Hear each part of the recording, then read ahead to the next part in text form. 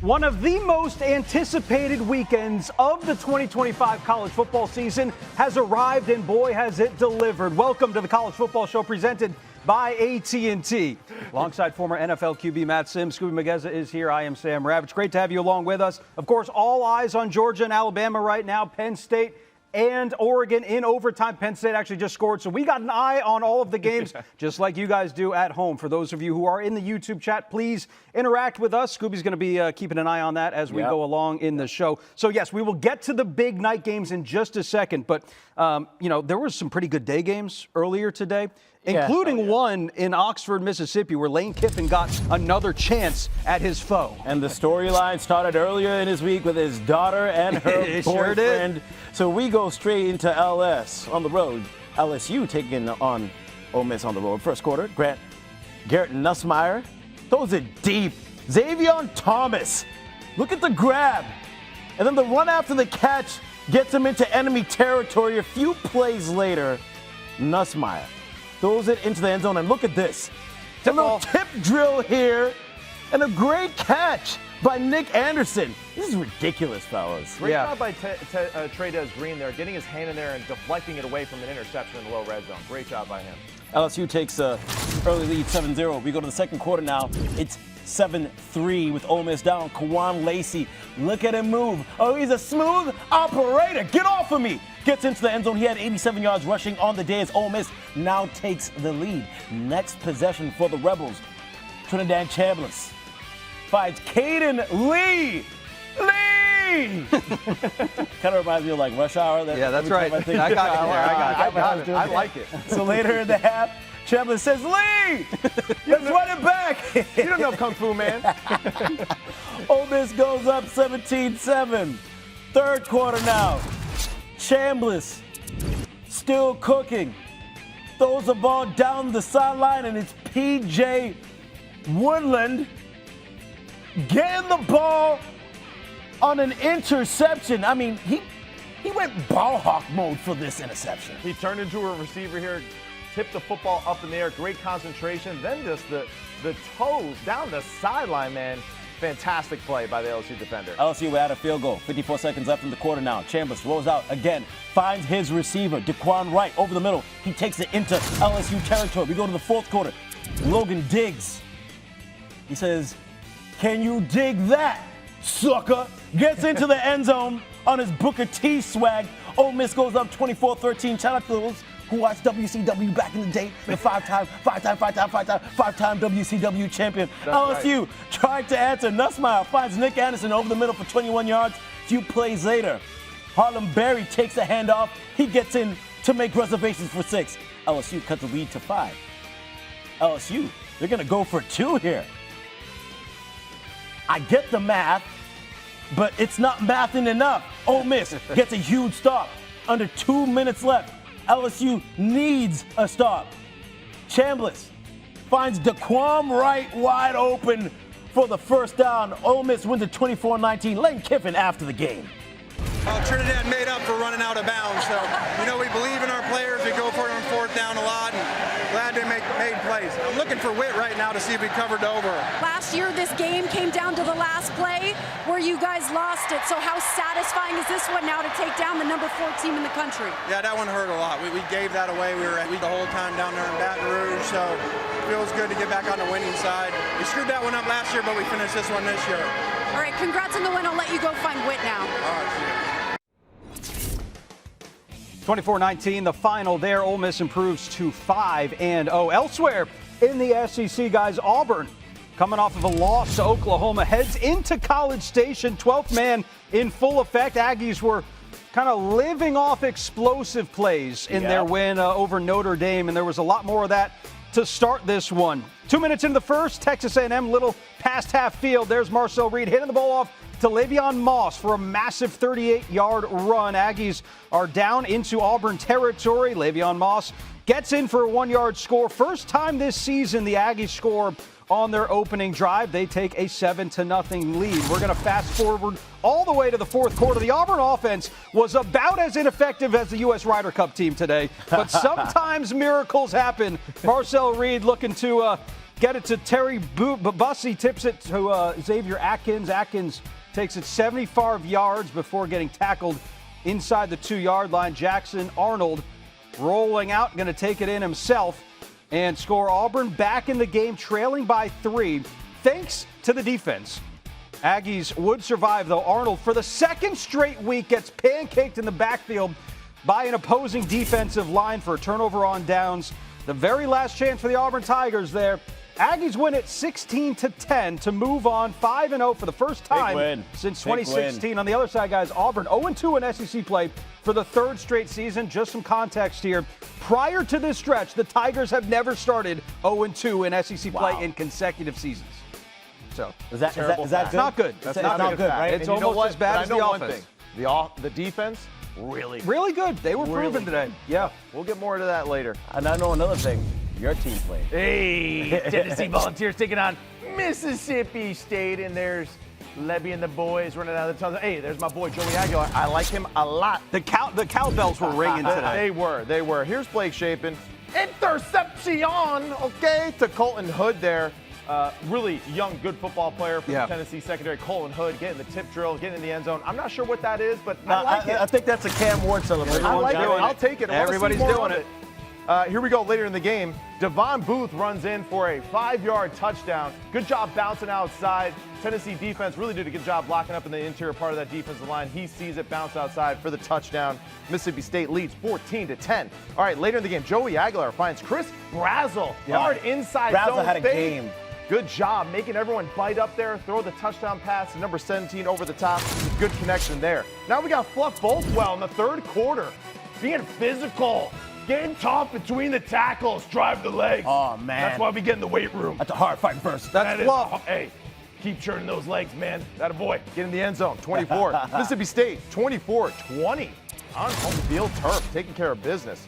And now here in the 4th quarter, here we go. Shapen drops back to pass. Tyree West, no! Oh, my Lord. Josh Joseph, scoop, score, and let's go, Tennessee. What did you say in the production when you saw this play? I think I said a lot of expletives and then yeah. I didn't hear it. I thought it was all clean. I don't know what you're talking about. Shapen finds to do Traore here. Great effort here by Traore. Incredible effort. Unbelievable. Keeping the toes in, getting the ball over the line to score. Mississippi State up 34-27 at that point. And then Aguilar calling his number himself. This is something I want to see more with Heifel and Aguilar in that low red zone. He's big, he's strong, he's tough.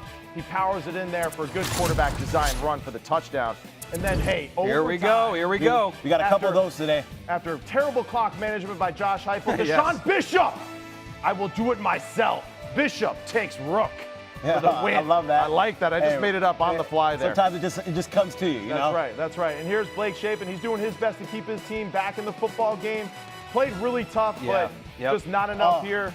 Off the fingertips of the receiver. Oof. And Tennessee survives on the road against a Mississippi State team that, hey, is a damn good football team. They are. Really like what Levy is building down there with this team. They are tough. They played hard the entire game. Tennessee really did a great job overcoming 2 interceptions, a muff punt. Didn't play their cleanest game, but hey, they won an ugly football game on the road. Big one there. We go to the Big Ten. Ohio State. Ugly football game. Making their longest road trip of the season out to Seattle to face a good Washington team that probably should have been ranked going into this week. Jeremiah Smith saying, I'll take care of this myself. Moving at different speed, man. Speed, man. Heading into the 3rd quarter, Sayin throws the ball away, sets up a 3rd and 19, but we have a controversial roughing of the passer. Come on, man. Tai Uiagalelei gives Ohio State another chance, and C.J. Donaldson finds pay dirt, runs it up the middle. Buckeyes take a 14-3 lead. And quite frankly, that roughing the passer call shifted the entire vibe of the game because it was 7-3 at that point. Ohio State was able to get the touchdown, and then all of a sudden, they have a bigger gap. A lot of respects. Washington was playing right with them for the good majority of that first half, but we go to the 4th. Ohio State leading 17-6. Washington has the ball.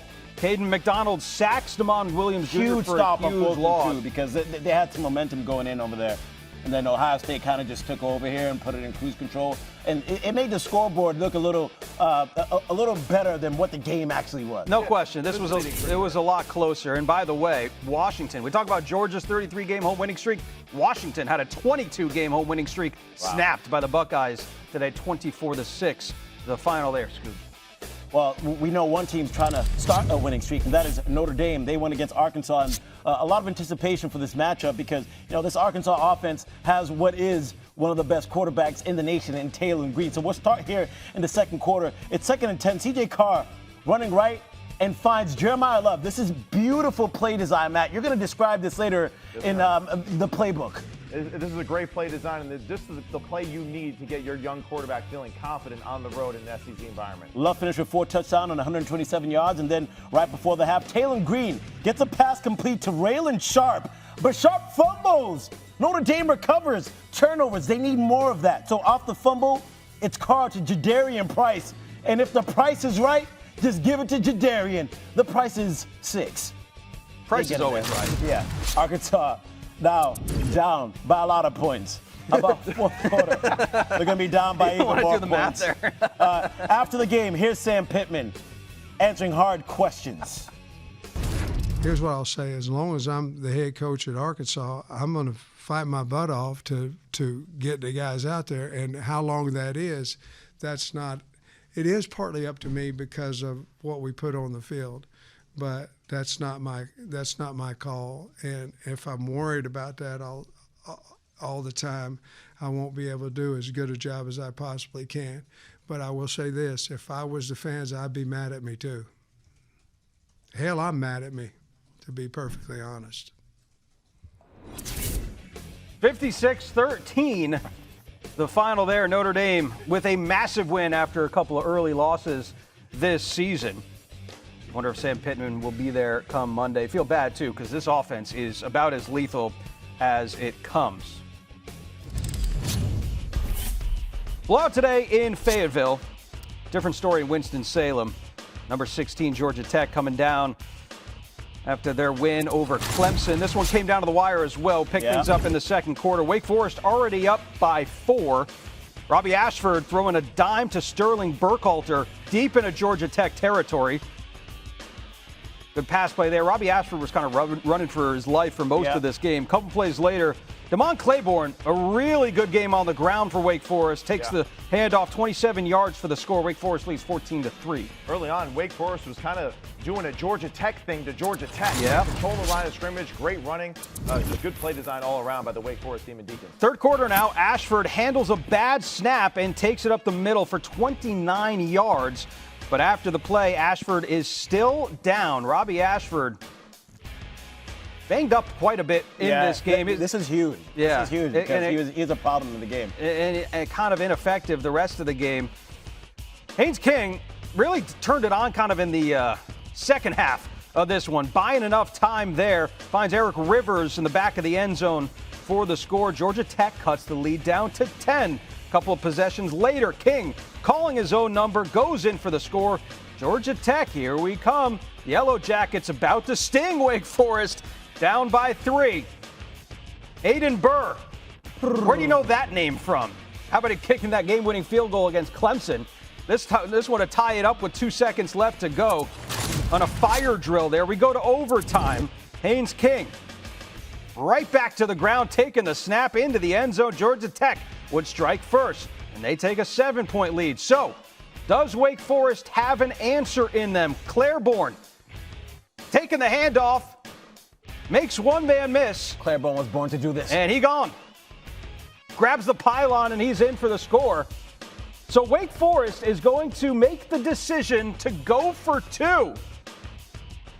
And Ashford runs out of real estate, has to throw something up, and it's intercepted. Georgia Tech hangs on. It was the second largest comeback in program history. The Yellow Jackets out to their first 5-0 start since 2014. Time now for the playbook presented by Modelo. We go back to the touchscreen with our very own QB, Matt Sims, ready to go here on a Saturday night, Maddie. After Notre Dame made it to the championship game last year, a lot of folks came into this season with high expectations, rightfully so. 2 early losses by a combined 4 points to Texas A&M and Miami. A lot of folks doubting. They proved some people wrong today going on the road and taking down an explosive Arkansas team. What did you see on the tape? Yeah, and we know that Arkansas's defense coming into this football game had its challenges, right? It's not one of the toughest defenses in the SEC that they're going to face, but either way, you still got to get your team back on track. You got to get your young quarterback in the game and feeling good about himself, and it all starts about getting the running backs the football more consistently, right? So this is a really cool play design that we're going to start off here with. All right, we're going to fake a zone here to this side, to the left side. CJ Carr is going to fake and boot out and get all the way to about the opposite hash, right? So we're really kind of selling, getting to that outside part of it. Now, on the other side of it, right, Arkansas is going to run a 5-man pressure. He's going to blitz. This guy's going to drop back, right? They're going to play 3 deep behind this, right? It's going to play perfectly into it because on Notre Dame's side of it, we're faking this inside zone. We're going to have the tight end coming across like it's a normal, just throw it to the tight end in the flat. We're going to set up, though, as CJ Carr gets over here, the guard, center, guard, and tackle on the opposite side are all going to be just the 4 horsemen leading up the field, just picking, basically creating a fence, right, for Jeremiah Love in the backfield. So good ball fake right here. All right, great job by CJ Carr getting his head and eyes around, making it to sell that pass. Good job putting the brakes on, finding a lane and retreating away from the line of scrimmage. Giving the football to Jeremiah Love, nice soft catch, almost like he's catching a punt there in that return. A lot of white here. That's right. A lot of white. Good sell by the quarterback and the offensive line, letting the guys go. And big bodies out in front of Jeremiah Love. And that's all you're really doing. They don't even really need to block anybody. Look at all the space. It's all about just, can you just get in front of the color that Jeremiah Love see? And then that's what's so cool about this play, too. Right, just look at just the defensive line. Hey, D-line, next time that you get free so early, you should know, okay, light bulb go off. Something is awkward about this. We haven't gotten this free all game. Great job by CJ Carr getting the football to his guy. And look at this, just total cruise control by number 4 until he turns on the burners for the touchdown there.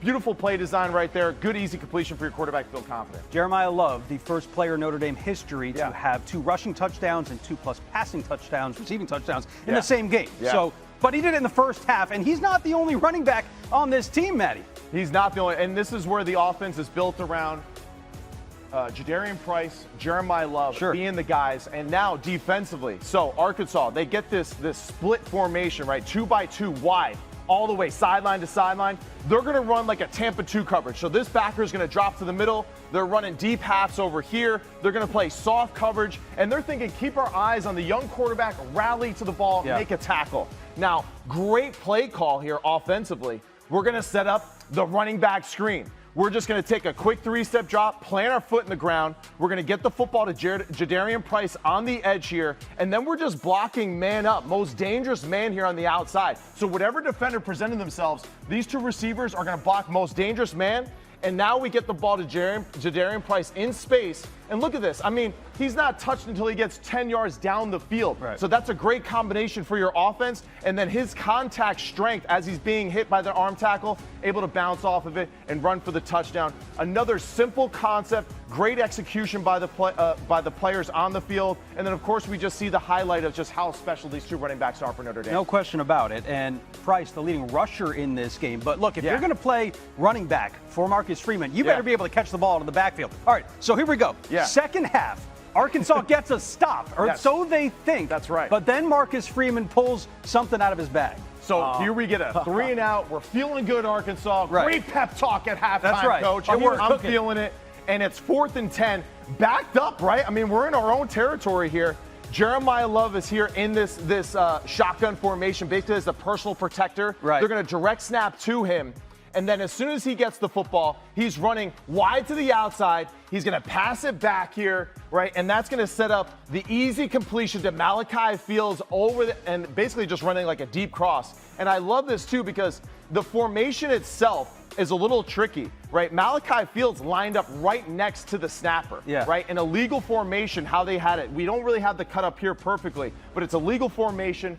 He's out there as the number one receiver, the X receiver basically, even though it's to the boundary. But this is a boundary-specific play by Marcus Freeman. Great call. Great job, too, of just changing the pace of your team and really just putting the final nail in the coffin for Arkansas. After this one, I feel like the entire stadium was deflated. Yeah. And it really just took all the air out of the stadium. So it's a great job by Marcus Freeman taking it out of his players' hands, doing a great job of managing the game and giving his guys an opportunity to really just nail it shut and move forward on this one. Look, it's a long road back for Notre Dame after those 2 early season losses, yeah. but it's no small feat either for this Notre Dame defense, which has struggled so far, right.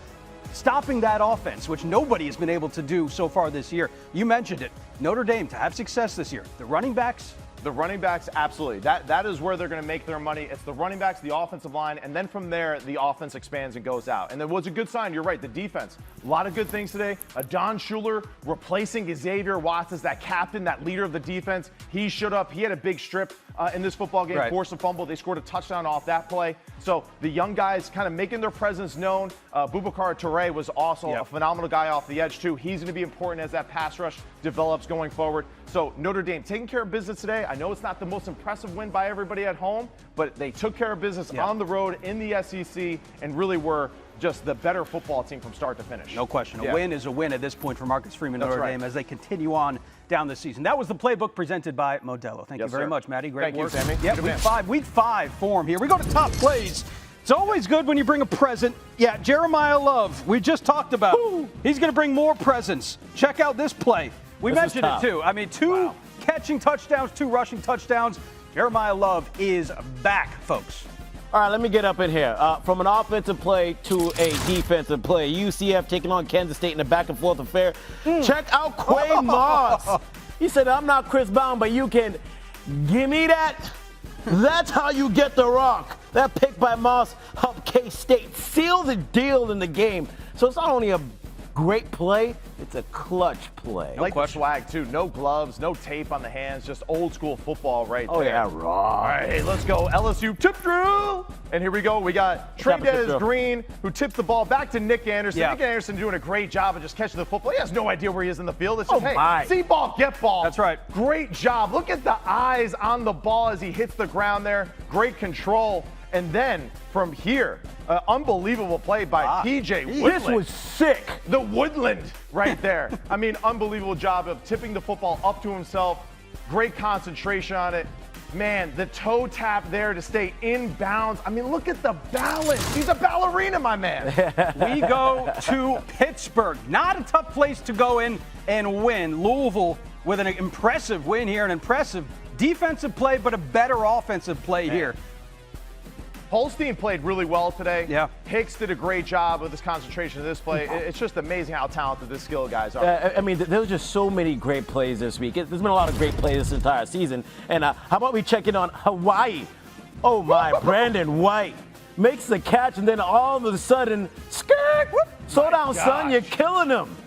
That's how you put the brakes on. Kind of reminds me of Lamar Jackson in high school. Remember that play when Lamar stopped in the middle of a play and walked into the end zone? That's what it was. I know where he got those brake pads from. Here we go. Marshall taking on Louisiana. It's a, what do we say, Scooby? It's a thick 6 here by 55. Unbelievable play. Love this. I like him thick. I like him thick. Let me just say. Paul Hudson. Yeah, I don't know. I can't really comment on that. But yeah, Paul Hudson. Great job of the interception. Thick 6. Throw it again in the end zone, boy. Speaking of not commenting, I don't know if we're going to want to comment on some of these not top plays that we saw. Robbie Ashford scrambling here like he was pretty much all day. Wait, that was the line of scrimmage, I think. It looked legal to me. You know, I don't know, but I'm a quarterback. I might be a little biased, but hey, Robbie played his tail off today. Tough, gritty play. This was not a highlight of his, but hey, still awesome performance by him today in that Wake Forest offense. All right, so we saw Virginia upset FSU, but the storming on the field by the fans. I mean, this is literally a Virginia stampede. Don't worry about the Florida State play because he was okay, but it did look like he was slumped, like a Lion King movie when all the wildebeest. And you know what I mean? They're concerned with lions and stampedes. I was concerned for the player. We're going back to Pittsburgh here in Louisville. Rasheem Biles trying to celebrate after a 75-yard pick six. The Louisville ball boy wasn't having any of it. He's not giving him the ball. This is getting a little aggressive on the sidelines. I appreciate that ball boy. You be aggressive. You get that ball back. He's doing his job. That's our ball. Yeah, in case you're wondering, we got the ball back and took a Give him an NIL. Yeah. We got the dub, Maddie, what did they say? What did they say in I'll Louisville? feed it up. Hell yeah, baby. Give him an NIL.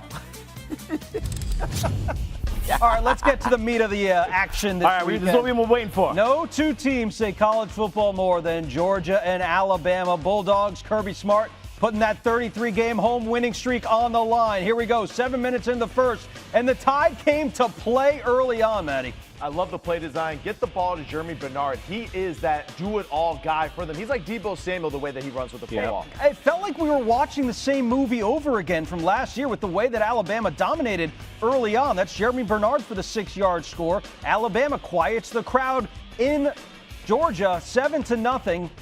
And right back to it, Ty Simpson.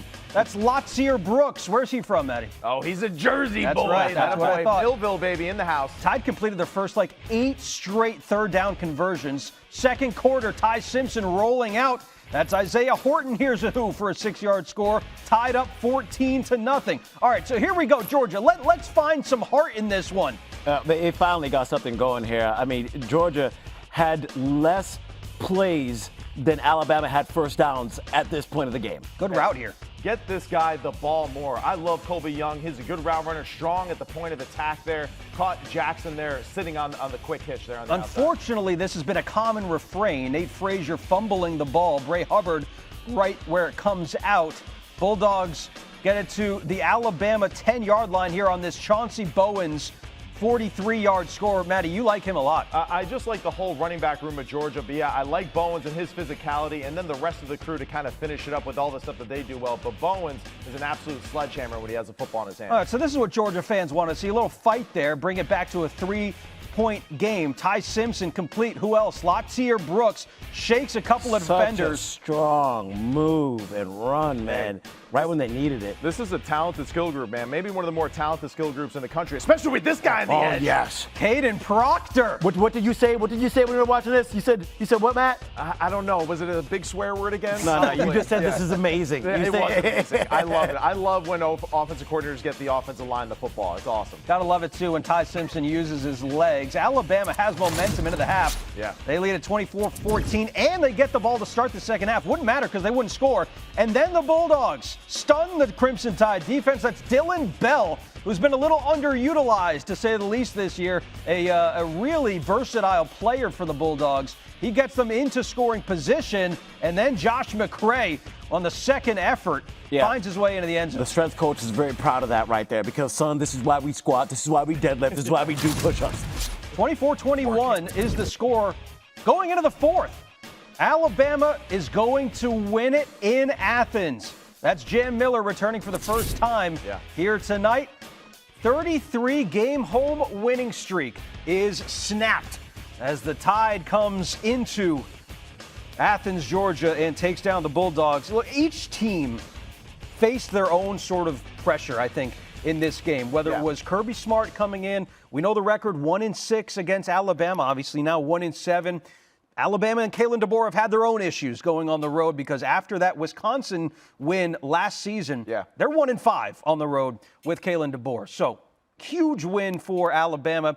I'm not so sure that this is like a must-win for Georgia considering the schedule that they have down the road. But when you look at this game in its totality, Maddie, how important was it for Alabama to not only win this game but show, hey, we're competitive this year? Well, not only competitive, I really do still believe that they are a national championship contender, right, with the skill set that they have.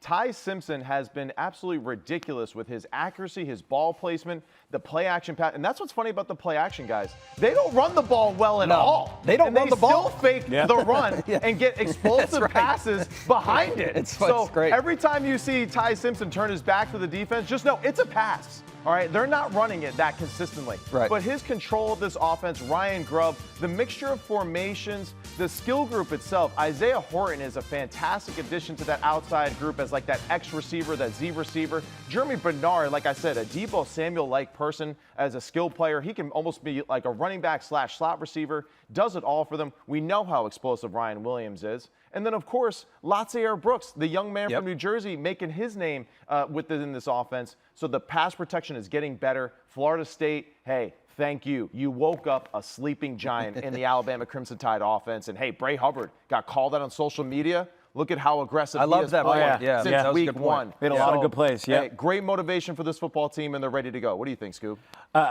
Well, first off, Kalen DeBoer, Alabama. Yeah. Way to go. 33-game home winning streak for Georgia is now snapped. Amazing. Kalen DeBoer is 7-1 versus AP top 10 teams in his head coaching career. 4-1 versus top 5 teams. Woo.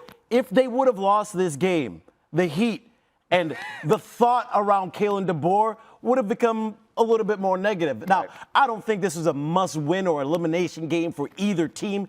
This was a must-compete game. Both teams had to compete. They had to come out of this game and say, it came down to one play, maybe 1, 2, or 3 plays is what ended up separating us from winning this game. And the problem with Georgia here that they're going to have to get figured out as the season go along is their slow starts. And this has been something that's been haunting them for a long time. Not just this Alabama team that they continue to lose against, but another slow start, 8 for 8 on 3rd down to start the game for Georgia. So it's been a slow start. And not only that, slow starts defensively and offensively. Tennessee a week ago, they jumped out on Georgia really quickly with their aggressive passing game. The same thing here with Ty Simpson and the Alabama offense, right? They're just aggressive offensively for the starts. So Kirby Smart doing his best to try to mix up some of the defensive looks because they don't really have that premier pass rusher to get after it. They're doing a good job of mixing things up, but it's just not enough for this football team right now that's trying to find their way. Look, so we got Kirby 1-7 now against Alabama as the head coach of Georgia, but this was his first shot at beating the Tide in Athens. Right. The lone win prior to this one over the Tide was the 2021 National Championship game, which really catapulted the Dogs onto that, world stage. Saban's gone, so this is no longer a Nick Saban problem. Nah. Is this now a Kirby Alabama problem? Is it fair to say that or ask that question? Does Kirby Smart have an Alabama problem? I mean, I guess so, right? I mean, the stats kind of show it, and really, it's just a bad matchup, I think, overall for Georgia, right? In this sense, too. Kirby played a lot of man against Tennessee because he's trying to stop the run. Well, Alabama doesn't really run the ball or make an effort to run it. But when you don't have the pass rushers that they're used to having on the defensive front or the depth that they used to have, well, what are they going to do? They're going to bring pressure from depth, or they're going to play a lot of zone and just say, hey, let's get a lot of eyes on the quarterback and let's get a lot of coverage sacks. None of those plans really worked effectively because Ryan Grubb, I think, did a great job of controlling the tempo of the game at certain moments, mixing up the plays, giving Ty Simpson a lot of availability within the offense to make aggressive throws down the field, but then also just to take what the defense gives them. I love so far what Georgia's been doing offensively, but the key is really just how can they just get more drive starters early in the football game to generate a little bit more momentum? Right. And that's the key for it right now. Ryan Grubb and them, they seem to have the formula that they need to be successful. The question is just, can you man up man to man with that skill group? Georgia can't. Georgia didn't want to. That's why they played zone. That's why Ty Simpson. Yeah, and the formula for that Ryan Grubb offense is they air that thing out. They do. I mean, they average about 19 air yards or more per play when they're throwing the ball down the field, which is really high, tied for 15th highest in the FBS. But then when you look at the Georgia offense, they lack explosive plays, right? Right now they have the third fewest explosive plays, the third fewest explosive plays in the country. They rarely have explosive plays in terms of 20-plus yards down the field. So I think for this Alabama offense, they know exactly what they want to do. They want to be able to throw the ball. They lack that rushing attack. We've seen that over and over again. 103rd in the FBS, 4.3 yards per rush. they don't really run the ball as much as you would expect from an Alabama offense. But Ryan Grubb comes in. He says, we're going to throw the ball. We're going to put everything on Ty Simpson's shoulders. Yeah. This Georgia offense likes to run the ball a lot more. I thought Gunnar Stockton would air it out, be a little bit more efficient. You would see them throw it deeper down the field, which they haven't been able to do. It was a knock on them in the Tennessee game. He kind of proved us wrong by getting the ball down the field, but still 5.9 yards per attempt, third lowest in the FBS this season. So that's where Georgia lacked explosiveness, but still a pretty close game for Georgia. You don't leave feeling terrible, but you definitely got to fix that. Yeah, and really for Alabama defensively and for Gunnar Stockton, right, early on in the season we're saying Gunnar, dink and dunk offense. And then Tennessee, all right, the lights go off and he just tears them apart. Well, Alabama, they want to play a little bit more conservative. A lot of their sacks and the pressures that they get on the quarterback are 3 and 4 seconds into the play. So what does that mean? That means that they're covering really well in the back end, right? And they want to play a lot of zone. They want to keep everything in front of them. That's why the Jackson touchdown, or the Colby Young touchdown over Jackson, was such a big play, because Alabama's literally saying to their team, hey, keep everything in front of you, and let's make Georgia and Gunnar Stockton nickel and dime us down the football field. So that really is just why I think Alabama, offensively and defensively, really match up extremely well with Georgia, especially with Georgia's lack of defensive talent in the front seven right now. So let's push this conversation forward a little bit here, because I think it is worth reminding everybody at home.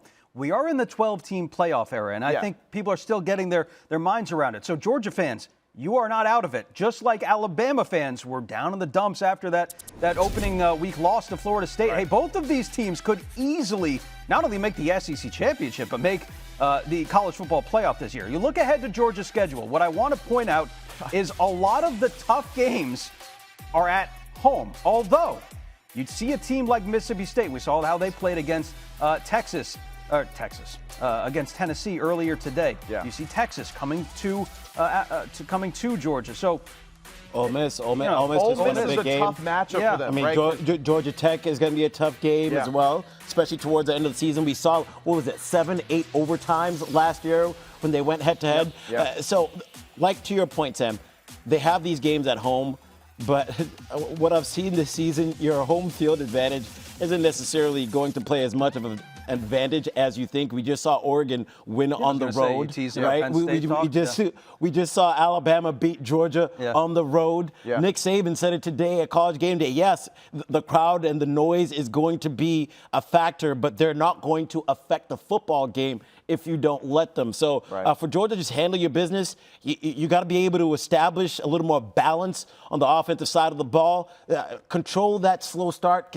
I'll say it over and over again. The slow starts, they need to do something about that. They stopped the bleeding because it was getting bad. So Alabama started the game 8 for 8 on third down, and then the rest of the way they went 2 for 7. So they stopped it and slowed things down. But at that point, they had already jumped on top. They already had the lead. They already had control of the football game and the tempo of the game, and that's where for Georgia going forward. I mean, I think I look at that Auburn football game to start with. That's a difficult matchup for them, because Auburn, if they make a more concerted effort to run the football, they could be a problem. Their front seven defensively, Auburn's, is very talented. We saw that against Texas A&M again today. Ole Miss, another talented football team, of course, with Trinidad Chambliss as their quarterback now, as their number one signal caller. He's going to be a problem for Georgia as well, too. They're going to have to really scheme up a way to keep him within the pocket, and that means they're probably going to pressure him or play a lot of man coverage. And with Caden Lee, Daquan Wright, and Deuce Alexander on the outside, that is going to give Trinidad and this talented offense a lot of opportunities against Georgia. So Georgia's got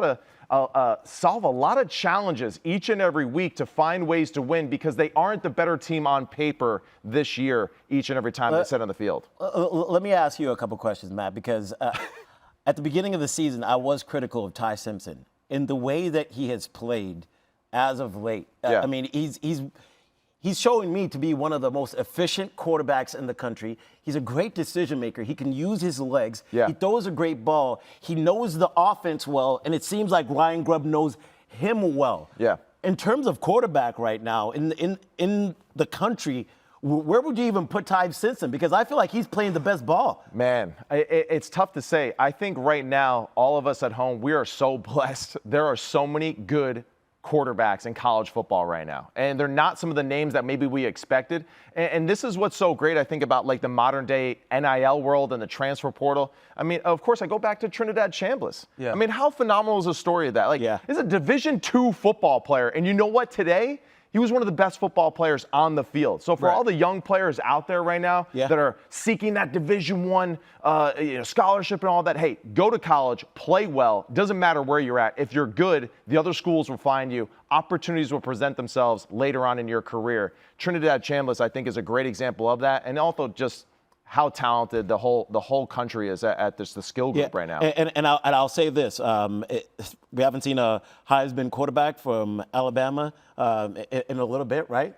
So now that Ty Simpson gets his wins and performs to this level, they have a pretty hefty schedule to go the rest of the way. Yeah. If he continues to play like this, there's going to be a lot of eyes and a lot of voters watching him play ball. Keep an eye. The opportunities are certainly there. And just to put a cap on this conversation, it may have helped them. Look, I know the opening week loss, it may have helped Alabama to learn, hey, we need to fix this and we need to fix it now. So they had some of their blemishes brought out earlier on in the season than some of the other teams that might take a late loss later on in the season. Just a reminder, you were watching the College Football Show presented by AT&T. Georgia and Alabama was just kind of one of the big games that we had this weekend in Week 5. 30-24 the final in the top 6 matchup in Happy Valley. Yet again, it becomes Sad Valley after Oregon takes the long trip. That was just too easy. Every year it's just kind of going that way. But, make no mistake about it, guys. This game was about Drew Allar. He's looked the part against lesser competition for much of his career, but when the stakes are high, he has consistently fallen short. Now, is all of the blame going to fall on Drew Allar? Should it fall on Drew Allar? Absolutely not, because this was a back-and-forth game, and obviously, as you see there on your screen, it went to overtime. But this was, I thought, his chance to really show everybody just how much he has improved and just how much he's taken that next step as one of the elite quarterbacks to really do it in the country this year. But, we're asking the same questions of this Penn State team about can you compete? Can James Franklin get that big win, now 4-21 against AP top 10 teams? Oregon's a very good team, so I want to let's start there. Let's start with Oregon and Dante Moore going on the road and getting this win, because regardless of what the final score said, that is one of the best atmospheres in college football. We all witnessed it. Yeah, it's a tough place to play, and Dan Lanning taking an incredibly young team on the road, and getting this result. What does that speak to you about this Oregon team, Eddie? It speaks to me that they are well coached, they're prepared, they're not overwhelmed by anything. I think the presence, me and even Skubie, we looked at each other during the game where it was like, man, Dante Moore is just like so cool and so relaxed. And I just couldn't get over his composure and how calm he was. A great sign for Oregon. Offensive line, absolutely protected, phenomenal in this football game. Right, Dani did his son. He made a big play later in the football game where he gets the interception on the 2-point conversion. But other than that, I mean, they did a great job of protecting this young man consistently throughout the football game. Kenyon Sadiq, I'm not exactly sure what happened to him on the one play and how bad he got hurt, but he is a phenomenal football player. Every time that he gets the football, good things happen for this Oregon offense. Dakorien Moore, the one play that he made extending on A.J. Harris, one of the best corners in the country, and we see this young freshman turning it up the sideline and high-pointing the football. Extremely impressive by this young football team. Absolutely fearless, didn't bat an eye. They didn't care if it was a whiteout, a blue out, whatever. They played really good team football. And even when Penn State and Drew Allar came back with the counter punches to get back in the game, I just can't believe just how well they stayed composed, kept fighting. Yes. And, hey, got a favorable call by the refs there with that, there was a blade of grass, knee down. I don't know. Hey, refs, I'm not sure what's going on here, but you guys need more preseason work because you are been super suspect in the month of September. Clean it up, all right? But other than that, just so impressed by Oregon and how they played in this one. Scoop, let me ask you this question, because we just got done with the Alabama-Georgia conversation. That was my face, too, on that. It was. And we just talked about how, we don't really feel bad either way about one of the teams coming out of that game. Does this result give you that same feeling necessarily, or, do you have some more questions about this Penn State team now? I actually feel bad about Penn State, if I'm being honest. And Now here's the truth. Penn State is supposed to be a better football team than they were last year, this year. This is the Penn State team that had the most returners. Yep. They got the formula, right? You had NFL players that decided to come back and void the league in order to pursue a championship because they were so close to doing it. But now you get in a situation, as you see on this graphic right here, Drew Allar now falls to 0-6 against top 6 ranked opponents after they lost to Oregon today. You're right. And then James Franklin now is 4-21 against AP top 10 opponents since he was the head coach. That's the important stat there. Not Drew Allar 0-6. The head coach has a problem in big games, okay? Yes. So I don't want everything to go to this young man who's in his 20s of like, well, he can't play clutch. You know what? I think the head coach and the coaching staff have a problem in big games. Yes, okay? and we talked about this before. So the problem with Penn State that everyone says is the receivers, right? Ty Warren was the offense. He was sometimes the quarterback, the running back, the wide receiver, and the tight end. He would do everything for this team. So they said, we didn't have wide receivers. Let's go out in the transfer portal. Let's bring in some special guys. Yeah. That they did. And it still feels like they have the same problems on the offensive side of the ball that they had last year. And quite frankly, Matt, you brought up the point that maybe it's not the wide receivers. Maybe it's the system rather than it is the players. I think it's a combination of everything. I think it's a little bit of Drew Allar. I think it's a little bit of Andy Kolonicki and his offense, and really just their inability to be consistent or to create a foundational system to go off. So here we are in the first half. The score is 3-3. You see the difference in the yardage. By the way, the defense didn't play like a Penn State defense either today. No, it wasn't like overwhelming or scary, and I think you could see that right from the start. That's why I said earlier, like Oregon's just protection of Dante Moore allowed him to feel comfortable within the football game. So yeah, it's loud, it's noisy, a lot of pom-poms in there. That's great. But I'm not getting hit a lot. I'm not being chased around the yard. And every time that he did use his legs, it was because he was trying to create, not because he was forced to. And that's where I think there was a big difference between these two teams. And I go and watch the film of Penn State versus Villanova, and they had trouble moving the football against Villanova. Villanova did a great job of playing a lot of zone, 3-man rushes, and Penn State seemed to have like no answers for it. So that's where I go back to like, Drew Allar, yes, he does have to play better. He's talented. It hasn't really equated to statistics, right, or performance all that much in big-time games. But I also have to say the coaching staff, I don't know. I don't see it. I'm not buying what you're selling as far as a program and a structure of a system, because I see Will Stein and Dante Moore, no problem moving the ball up and down the football field. But the draft experts, Drew Allar, a first-round quarterback. Shouldn't a quarterback that is projected to be drafted in the first round be able to carry the team and be able to make those throws? Because then the evaluation of first-round quarterback seems incorrect to me, because now the last two plays that are stuck in my head with Drew Allar is in the college football playoff when he threw it across the body when they needed a play for him to drive down the field and score the game-winning touchdown, and it was picked off. And now I think about this play when he was trying to hit that wheel route down the sideline. And granted, the defensive player made a phenomenal play. Played awesome. Phenomenal play. It was a great play on that pick, but it was still an interception thrown by Drew Allar at the end of the game in another big game. The last big game they played was in the CFP. The next big game they play is this one, and they both end with a Drew Allar interception. I kind of thought with this football game today, when they fell behind, that, this is good for Drew Allar and Penn State, because when you're behind, just go. YOLO. Don't worry about it. Right. Exactly. YOLO it for sure. And it seemed like it was working. He played better in the second half. But I just go back to just consistently. So here we are, 139 rush yards, and Katron Allen, 12 carries for 54 yards. Okay, not bad, 4.5 average, right? And then Allar is the second leading rusher with 9 carries and 42 yards. So all I keep hearing about is Nick Singleton and Katron Allen and how good the backfield is, and yet we can't create creative concepts for this running attack to take advantage of a young Oregon defense, right? And that's where I just get a little bit caught up again in just the coaching of this football team, and just it seems like every big game they're a step or two behind mentally, and that's just not going to cut it, especially when they start to play good opponents. And I just credit Oregon again with this victory. I want to go right back to Oregon in just a second, but it did feel like everything was just set up for Penn State this time. Maybe more so than some of the other big games that they've had. What did you say in our meeting? If not what? If not now, then when, right? Penn State coming off of a bye. They're coming off a bye. Yeah, I know. They have a young Oregon team going on the road across the country. I didn't even get to the whiteout yet.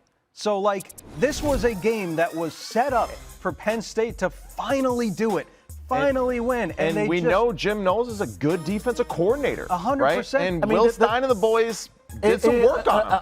I was going to say that this is Penn State's schedule the rest of the way, right? So obviously right now it doesn't look that crazy. Iowa will make you play a muddy, dirty game. They drag you into hell every time you play Iowa. You better claw your way out of there. Ask it, just ask it. Yeah. I mean, But they are at Ohio State November 1st. We have a bookmark on that day, and then Indiana. So I guess Indiana's a problem. If you lose to Ohio State and then you struggle against Indiana, Penn State is in some trouble here. Real quick, you guys. You taking Indiana based on what we've seen right now? Neutral field, Indiana or Penn State? I'm taking Indiana. I'm in agreement. I think the offense is better designed. I think Fernando Mendoza's understanding of the offense and how they want to attack defense is better, which is crazy because he's only been there a few months. I think they actually have a more talented skill group and running back room that kind of add a little bit of everything. I know that Penn State's got one of the better running back rooms in the country. Indiana uses their running backs better. Now, it's hard for me to say that too, especially with how good Iowa's defense was today. Yes. But everyone's going to experience that. Yeah, you're exactly right. Yeah. But I think Indiana just has a little bit of everything. Elijah Surratt is a legit wide receiver one. There is no doubt about it. They know it. They get him the football when they need to. The running backs are talented. They do a good job run blocking and pass blocking. So I like Indiana a lot right now. So bottom line, what we're saying here is it just seems what you're saying is it seems like Penn State is limited. When we talk about some of the other teams in the Big Ten contenders, in Oregon, Ohio State, and Indiana, throw in whoever else you maybe want to throw in there, but those three have kind of separated, I think. Look at Penn State; they feel limited. It feels like a limited team. I still trust their defense to a degree, right? Because in this game, we showed the first half stats. I mean, Oregon was going up and down that field, but some way, somehow, it was still 3-3. Yeah. And they kind of kept them in shouting distance the whole time. And if it wasn't for that Penn State defense, because quite frankly, that fumble that they called back would have been a game changer. Yeah, definitely. Right? Definitely. And then they end up making another play in overtime by picking off Moore. Yeah. And it ended up being the offense that took too long to get it going, and the offense that ended up putting the nail in the coffin for their own team. Because, look at Oregon, 424 total yards, Penn State 276, and they still only lost the game by 6 points. Yeah, crazy. Great nightcap games, by the way. If you didn't have a quad box going tonight, I got nothing for you. I mean, this was kind of the night to do it. Yeah. Speaking of, though, last night there was also some pretty good football action, Scoob, in Virginia, of all places, right? Florida State coming to town? Yeah, and it was a special game because I was at a wedding, and I decided to bring my phone out and watch this. And in the fourth quarter, Chandler Morris finds Xavier Brown here as the Cavaliers take a 35-28 lead. And then 4th and goal for Florida State. Their last chance, Tommy Castellanos scrambling, trying to find a receiver, and he finds Randy Pittman Jr. for the touchdown. This was on the money to tie the game up at 35. So then we go to a second overtime because we had one, then we had stuff, then double overtime, I'm tied at 38. Morris says, I'll do it all by myself as he forces the touchdown into the end zone to give Virginia a lead, 46-38. But then 3rd and 7, Castellanos makes a deep pass to Deuce Robinson. I mean, great ball. Review, was this a touchdown? No, it wasn't. As much as I wanted it to be a touchdown for Deuce Robinson and how well he played in this football game, it was not. He didn't have control in time. So throw it up, 4th and 12, last chance. No good. The crowd storms the field. Wow. Oh my God, they will be fined. That was like that zombie movie with Brad Pitt, you know? Like, it was really scary just how all the people just took the field like that. They win it 46-38. Virginia is a solid football team. I don't think a lot of people saw this coming. Florida State got clipped. Were they looking ahead? Who knows? But at the end of the day, what this has taught us, Sam, is that nobody is safe. We are in a new era of college football. That's what we call a tease in the great TV industry. Time now for Guaranteed of the Game, presented by AT&T. And for years, to your point, Scoob, we have seen kind of dynasties dominate the headlines. But, you know, this fall, the script has flipped. And, you know, from powerhouse programs to some of the upstart programs that have made their way into the top 10, nobody is safe. And parity is a word that we have used frequently in this landscape of college football in years past. But this year it feels like it rings true, maybe more so than ever. And there's obviously a lot of factors that play into it. You mentioned NIL, obviously the transfer portal. Talk about Penn State bringing in the receivers and all across the country. But I pose the question to you guys here. Scoob, I'll start with you. Will this be the most wide open college football season that we have seen in the college football playoff era? College football fans need to get our team needs to be undefeated mindset completely out of their head. Totals. Because I do think we're going to see the most parity here, Sam. And there are going to be more losses handed out. You're going to see 1, 2, 3 loss teams in the college football playoff, and that's because the talent is so spread out over the college football world, and that is to the things that you mentioned, like NIL and the transfer portal. And I think transfer players have just shown a hunger, a motivation, and a chip on their shoulder to compete at the highest level against other players. Because before, you could be at a program, right, and play, and that's it. That's where your career ends. But now if you're at a program and you're playing at a high level, you know you're always trying out. You're always putting out tape, not just for the league, but for somebody else to maybe come and scoop you or to just increase your value. Yeah. There's opportunities out there, and the opportunities are based on your performance on the field. And I think we're seeing teams now play at higher levels, coaches coach at a higher level. Yeah. And so therefore, you can't take a week off at all because there's 5 stars and 4 stars everywhere. And we brought up Trinidad Chanlis. Yeah. The fact that a D2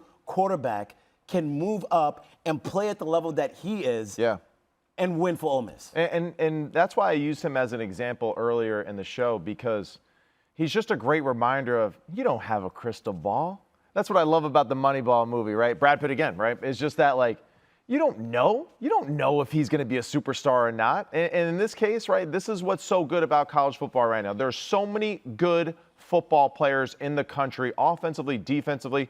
The coaching staffs are getting better. It's harder to really know exactly who's going to be that next generation of superstar. Oh, yeah, Jeremiah Smith? Yeah, sure. That one was easy, okay? Everybody else, though, hey, their development. You don't know what you're going to get when you recruit some of these guys. And look at the list of quarterbacks, right, just that performed well today. Diego Pavia, 300 yards, 5 touchdowns. Drake Lindsey of Minnesota, 300 yards, 3 touchdowns. Darian Mensah, I mean, just handing the football off down the field against Syracuse. Brendan Sorsby of Cincinnati, phenomenal day, almost 400 yards of Austin. Jalen Daniels in the loss today. Don't forget Chandler Morris. Almost 500 yards passing. Don't forget your boy Chandler last night. Yeah. Chandler Morris, Jaden Mayava, right, of USC, they took an L today. So even though these teams and some of these quarterbacks that I just mentioned lost today, man, they played so well. They gave their teams opportunities, and even when they're counted down and out, guys are so good in the skill group now. There's so much talent at the receiver, the cornerbacks, the quarterbacks and cornerbacks defensively that it is just hard to really just wipe the floor against a team week by week. Yeah, and I think we see here on the screen, Virginia upsets number 8 Florida State. Yeah. Something else we should probably get used to, the word upset, I think it has this, it rings true like a team lesser than beat a team greater than. Right. Which is true in the sense that, sure, Florida State may have more talent on their team. Virginia didn't upset Florida State, though. They beat them. That's right. They played better. And it goes back to, I feel like, something that we discussed the first or second week of the season. Get rid of the thought of because you have a logo on your head, you're better. That's called entitlement. Yep. It's not real. Right. And between the lines, we're all equal, right? And those of us that are equal to each other means that we're equal to everything. And when you get between the lines there, it doesn't matter what helmet you have on. You can get your ass handed to you, okay? So you got to be ready to go. It's a beautiful sport, all right? It's an That's what's great about it, sport. You got to come in there motivated. Just look at Syracuse. Yeah. The way that they played last week against Clemson, and then they come out and get absolutely destroyed by Duke. And then you look at Washington in their game against Ohio State. Right. Had they had a couple of calls go their way, Ohio State would have been in more trouble. You can get got at any point in time. That's right. I think we have to get used to that and understand that not everyone is going to have a perfect season. You also just kind of wonder, too, like, does the transfer portal, has it done more to help the parity in the sport, or also has it maybe hurt you on the consistency and the continuity aspect of it? There's a whole duality to this whole thing. There is. But the parity is certainly going to be there throughout the entire college football season, which is why you need to be with us throughout the duration of the college football season. You catch us live every Saturday at 11 p.m. Eastern time, right here where you're watching us right now on YouTube. Don't forget to start your day with the Countdown to Game Day crew. That's at 8:20 a.m. Eastern time. Either way, we have got you covered on Saturdays all season long. So, Thank you.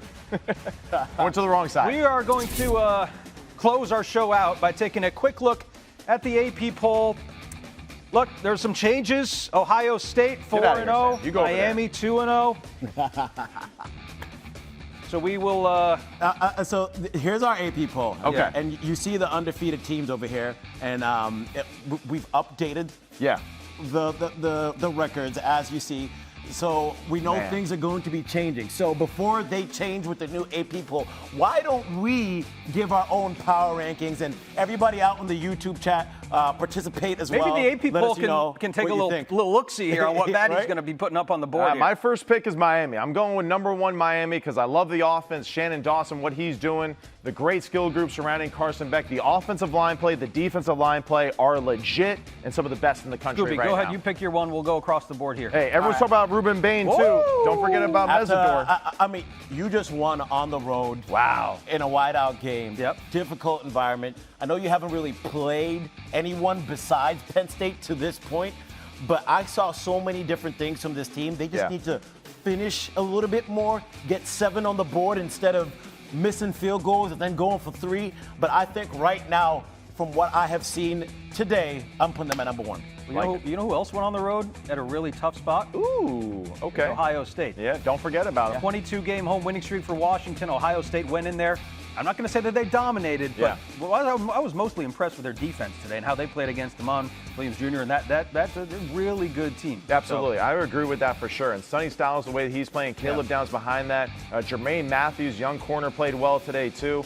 So the Igbinosun on the outside, they got a great combination of things. I'm going to go to my number 2 pick. I'm going to double down with Scoob here. I'm going to go with Oregon as my number 2 team in the country. I don't care about their youth. Their youth, I think, is actually their advantage. They don't care. You don't know what you don't exactly. know. They're fearless, and I think Dan Lanning knows that. And early in the game, he was like, come on, let's go. We're better than this football team. And I love how they responded to the challenge later in the football game. All right, I'm going Scoob. with Oregon number 2. All right, so Matt, you and I aren't too far off. I'm going to All right, there we go. with Miami My man. over there. My man. I think this is one of the best defensive fronts in the entire country. Yeah. Carson Beck is playing at a high level, and he's connected with his wide receivers. The way Miami is playing, they are a tough, physical team and can do everything at all 3 levels of the game. Yeah. And you seem to be right there with us. I'm with you right there. We'll keep it moving along. Number 3. Who do you got? Number 3, Maddie. Where are you going? All right, number 3. Keep going. Let me You see. know Actually, you know Ohio what? State. Yeah, Yeah, I you am going can. to go Okay. with I lost track All of where they right, I were. got you. I'm going to go with Ohio State. Julian Sayin, I think his command of the offense has been fantastic. I think Brian Hartline is getting better as an offensive coordinator each and every game. I love what Matt Matricia's doing on the defense side of the football. Great balance on both sides. Really like how Ohio State has looked to Are you start same the year. there, Scoop? Yeah, I'm Okay. same way. We can put Ohio State here. They continue to develop and Yeah. grow as a team. It was a little bit of tough sledding today. I truly think that roughing the passer call was a shift in the game, we got and on there? the entire momentum. But overall, Ohio State is definitely a top 3 team in the country, and they will continue to get better as their young quarterback good ones develops. down here. Now, Good ones here's down where here. it gets spicy.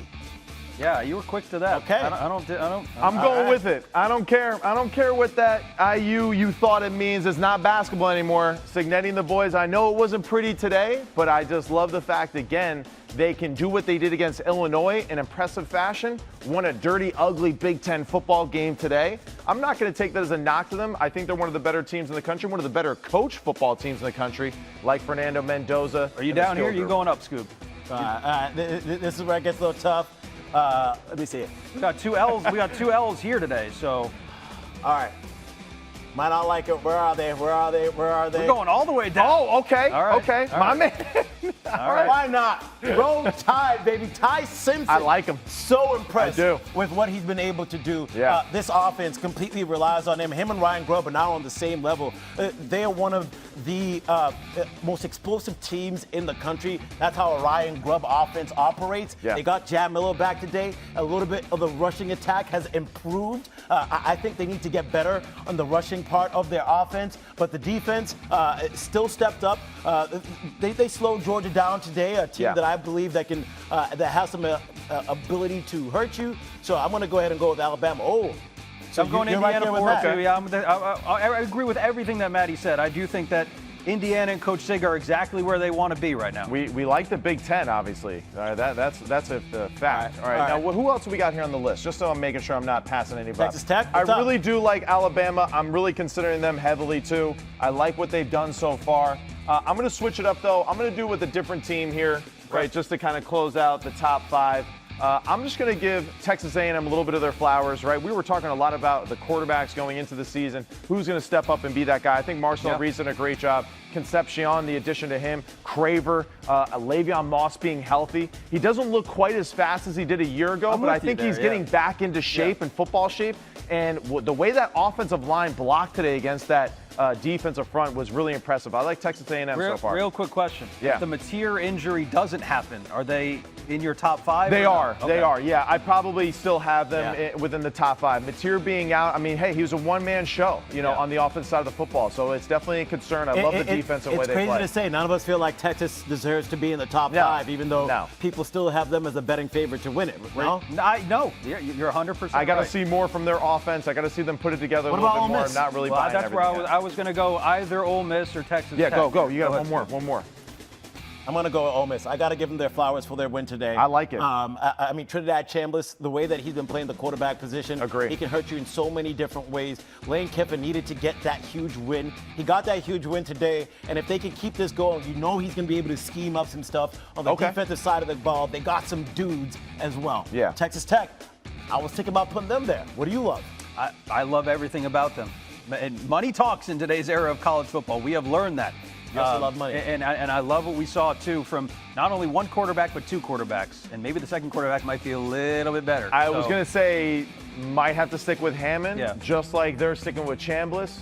Hammond and the way that he played and the way that he was throwing that football, very impressive. Things changed because that game against Utah was close when Morton was in there. But then when Hammond went in the game, that's when they put up 24 in the fourth quarter. But still not like, hey, Tennessee, Iowa State, still in there for sure. Yeah. I mean, like, of course, Texas, great defense. Still need to see more on the offense I know side of the a tough football. loss for Florida State, but we still got to respect them because Virginia is a good team. Totally. Georgia's a good football team. LSU, they got caught today.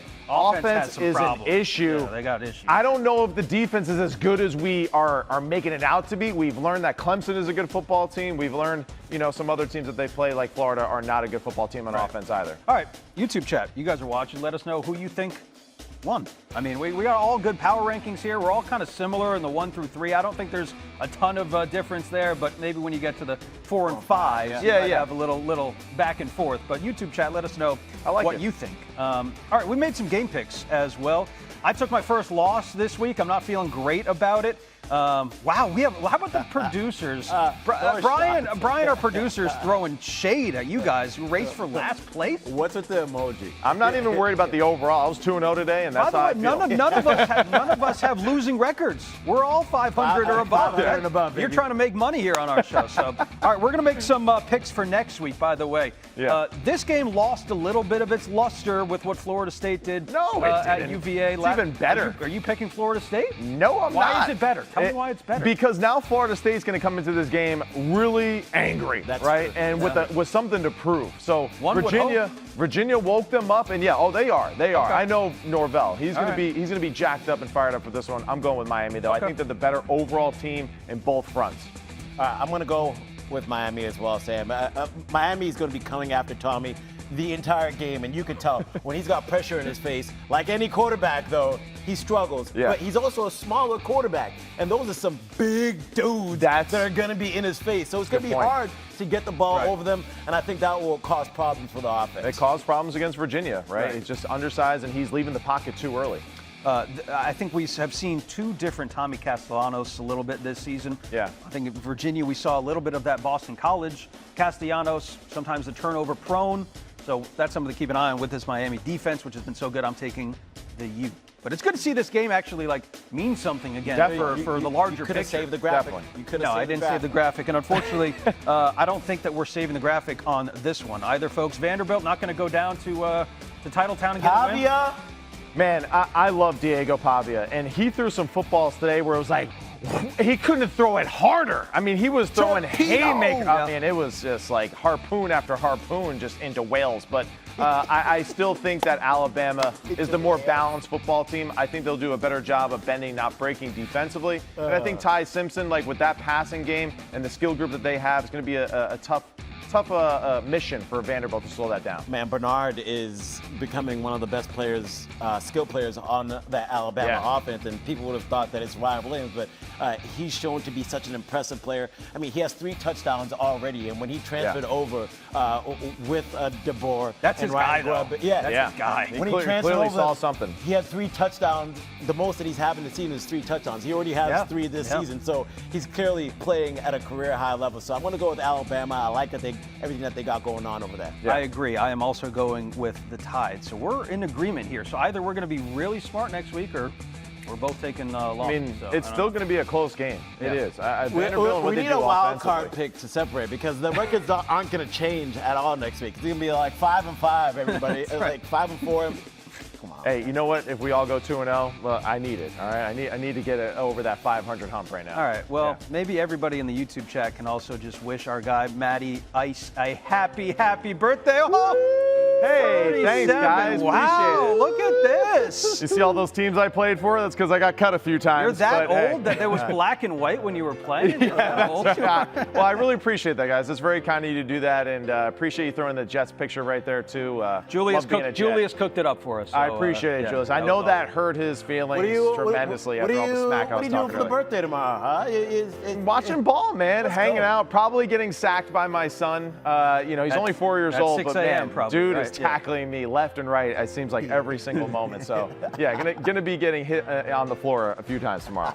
Like Jackson Dart, probably. Oh, he's a Giants fan. Dude, wow! What a way to leave the show. We had a nice day going, and he just ruined it. He's a Patriots fan. Hey, how would those Super Bowls go for you, Patriots fan? Here we go. How's that perfect season going? It's a great way to end the show. Happy birthday to Matty. We'll see you in Week 6. Thank you so much for watching the College Football Show presented by AT&T. Enjoy your NFL Sunday, and we'll see you for another great week of college football next week. He's throwing shots. Why at is you everyone on your just birthday. leaving? All right. On your birthday.